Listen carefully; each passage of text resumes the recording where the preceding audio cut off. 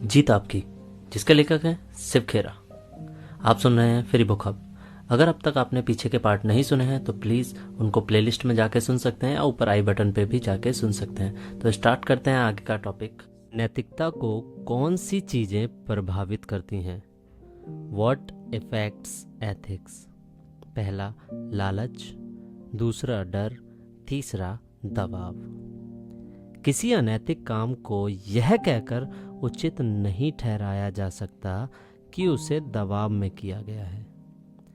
इस बात को ध्यान में रखना चाहिए कि निष्पक्ष व्यवहार का मतलब समानता का व्यवहार नहीं होता। व्यापार में नैतिकता। Ethics in business. नैतिकता और अनैतिकता का असर हर व्यवसाय में झलकता है। लालची डॉक्टर बिना जरूरत के जांच और सर्जरी करते हैं। वकील सच को तोड़ते मरोड़ते हैं। माँ बाप और बच्चे दोनों सफेद झूठ बोलते हैं। अकाउंटेंट और सेक्रेटरी अक्सर गलत रिपोर्ट बनाते हैं। जब हम अपने आसपास के लोगों को धोखा देते हैं तो सबसे बढ़कर हम खुद को धोखा देते हैं।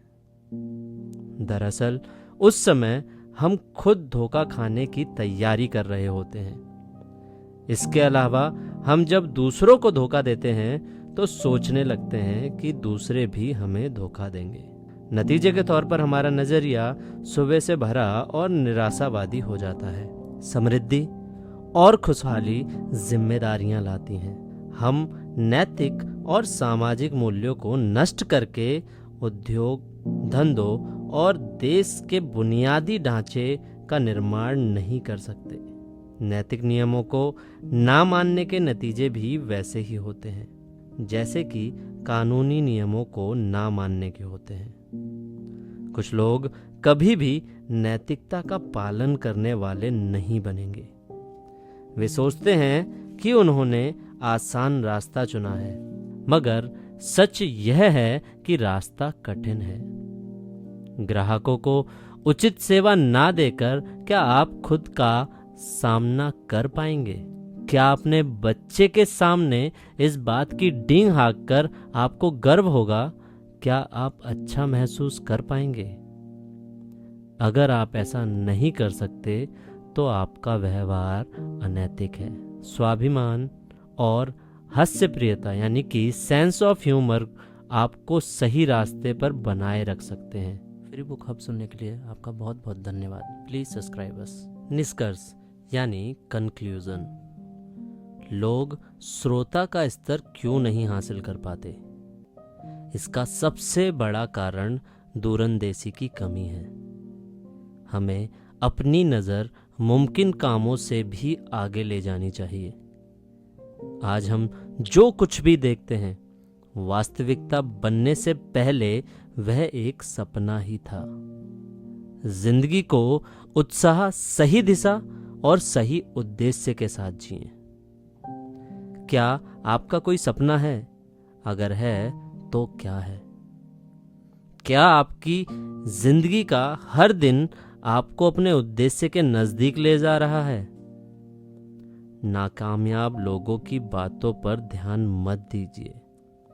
वे आपको सफलता पाने के बारे में गलत सलाह देंगे। सलाह लेनी ही है तो कामयाब लोगों से लीजिए। जहां दूरंदेशी 1 साल के लिए हो तो फूल लगाइए। जहां दूरंदेशी 10 साल के लिए हो तो पेड़ लगाइए। जहां दूरंदेशी अनंत काल के लिए हो तो लोगों का विकास कीजिए। एक प्राचीन कहावत है, याद रखिए, जीतने वाले कोई अलग काम नहीं करते, वे हर काम को अलग ढंग से करते हैं। शिव खेरा। अगर आपने अभी तक फ्री बुक हब को सब्सक्राइब नहीं किया है तो अभी सब्सक्राइब करें। धन्यवाद। जैसा कि मैंने हर अध्याय के अंत में आपको बताया है कि आपने अध्याय तो पूरा पढ़ा लेकिन इस कार्य योजना को नहीं किया तो वो अधूरा रह जाएगा। तो आज के अध्याय की कार्य योजना यानी एक्शन प्लान है, जिंदगी का केवल यही मकसद हो सकता है कि हम जो बनने लायक हैं वही बन जाएं। जैसे 15 मिनट तक शांति से सोचें कि आप में किन 3 चीज़ों के लिए याद किए जाने की गहरी इच्छा है, का, खा, गा। और आप जिन चीज़ों के लिए याद किया जाना चाहेंगे उन्हें हासिल करने की राह पर आगे बढ़ने वाली 3 गतिविधियों या व्यवहारों की लिस्ट बनाएंगे। जैसे का, उसमें 3 पॉइंट 1 2 3, खा 1 2 3, गा 1 2 3। इसी के साथ अपनी इस पूरी यू कैन विन, जीत आपकी कामयाबी की ओर ले जाने वाली सीढ़ी, जिसके लेखक है शिव खेरा, की पूरी किताब समाप्त होती है। मिलेंगे अगली किताब के साथ।